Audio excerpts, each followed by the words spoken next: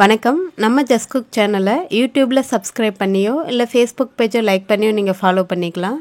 இந்த வீடியோவில் ரொம்பவே எளிமையான சுவையான மட்டன் குழம்பு தான் எப்படி பண்ணுறதுன்னு பார்க்க போகிறோம். எந்த மசாலாவும் நம்ம நிறைய அரைக்க தேவையில்லை. எப்படி பண்ணுறதுன்னு பார்த்துடலாம்.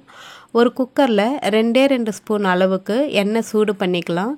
எண்ணெய் சூடானதும் ஒரு சின்ன துண்டு பட்டை, ஒரு டீஸ்பூன் அளவுக்கு வெறும் சோம்பு சேர்த்துருக்கேன். இது நல்லா பொரிஞ்சதும் ஒரு பெரிய சைஸ் வெங்காயம் நல்லா பொடியாக நறுக்கிட்டு இது கூட சேர்த்துட்டு லேசாக வதக்கிக்கலாம்.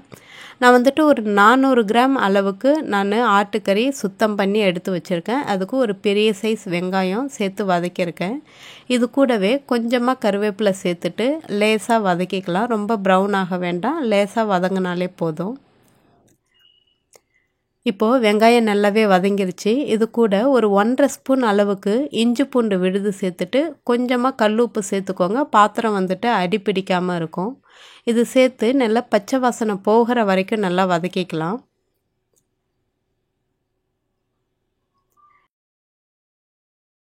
இஞ்சி பூண்டு விழுதோடைய பச்சை வாசனை போனதும் 2 தக்காளியை நான் மிக்சியில் அரைச்சிட்டு சேர்த்துருக்கேன். அது கூடவே கொஞ்சமாக மஞ்சள் தூள் சேர்த்துட்டு நல்லா வதக்கி விட்டுடலாம்.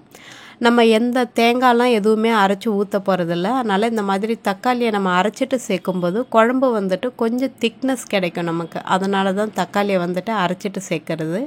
அந்த புளிப்பும் நமக்கு நல்லாவே கிடைக்கும். இது கூடவே ஒரு 2 டீஸ்பூன் அளவுக்கு வெறும் மிளகாய்த்தூள், ஒரு 2 ஸ்பூன் அளவுக்கு கொத்தமல்லி தூள் சேர்த்துக்கலாம். வாசனைக்காக ஒரு டீஸ்பூன் அளவுக்கு கரம் மசாலா சேர்த்துக்கலாம். சேர்த்துட்டு இதோடைய பச்சை வாசனை போகிற வரைக்கும் நல்லா வதக்கி விட்டுடுங்க.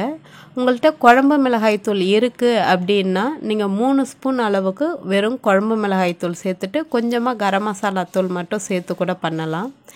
இப்போ இது நல்லா வதங்கிருச்சு. இதில் ஒரு 400 கிராம் மட்டனை நான் அரிசி கழுவுன தண்ணி விட்டு நல்லா வாஷ் பண்ணி எடுத்திருக்கேன். அப்போ ரொம்ப கவிச்சி ஸ்மெல் வராது. ஒரே ஒரு உருளைக்கிழங்க நல்லா தோல் சீவிட்டு நல்லா இந்த மாதிரி பெரிய பெரிய துண்டுகளாக கட் பண்ணி சேர்த்துக்கோங்க. அப்போ தான் நம்ம ஒரு 6-7 விசில் விடும்போது அந்த உருளைக்கிழங்கு நல்லா குழையாமல் துண்டு துண்டாகவே நல்லாயிருக்கும் சாப்பிட்றதுக்கு. இது நல்லா கறி உருளைக்கிழங்கெல்லாம் மசாலாவோட சேர்த்து நல்லா கிளறி விட்டுட்டு கொஞ்சம் அதிகமான காரம்காக நான் மிளகுத்தூள் ஒரு டீஸ்பூன் அளவுக்கு சேர்த்து நல்லா இது கூடவே கிளறி விட்டுடுறேன்.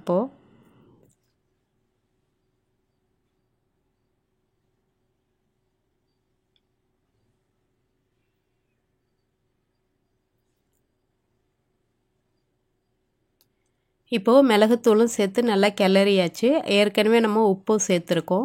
இப்போ தண்ணி மட்டும் நமக்கு எந்த அளவுக்கு குழம்பு தேவையோ அதுக்கு தகுந்த மாதிரி சேர்த்துக்கலாம். நம்ம தேங்காயெலாம் எதுவும் அரைச்சி ஊற்றுறதில்ல. அதனால் திட்டமான அளவுக்கு தண்ணி சேர்த்துட்டு அந்த ஓரங்கள்லாம் நல்லா கிளறி விட்டு மசாலாவெலாம் நல்லா எடுத்து கலந்துட்டு உப்பு பதம் பார்த்துட்டு ஒரு குக்கரை மூடி போட்டுட்டு ஒரு 7 விசில் மிதமான தீயில வச்சு நல்லா வேக வச்சிடலாம் குழம்ப.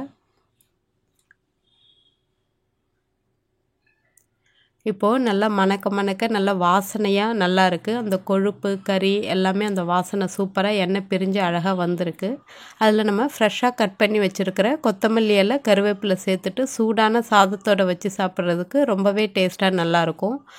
எனக்கு இந்த மாதிரி சிம்பிளாக இல்லாமல் நல்லா மசாலாலாம் அரைச்சி நல்லா திக்காக வேணும் அப்படின்னு நினைக்கிறவங்க இந்த வீடியோட எண்டு ஸ்க்ரீனில் நான் ஃப்ரெஷ்ஷாக மசாலா அரைச்சி ஒரு மட்டன் குழம்பு போட்டிருக்கேன். அதையும் நீங்கள் செக் பண்ணி பாருங்கள். நன்றி, வணக்கம்.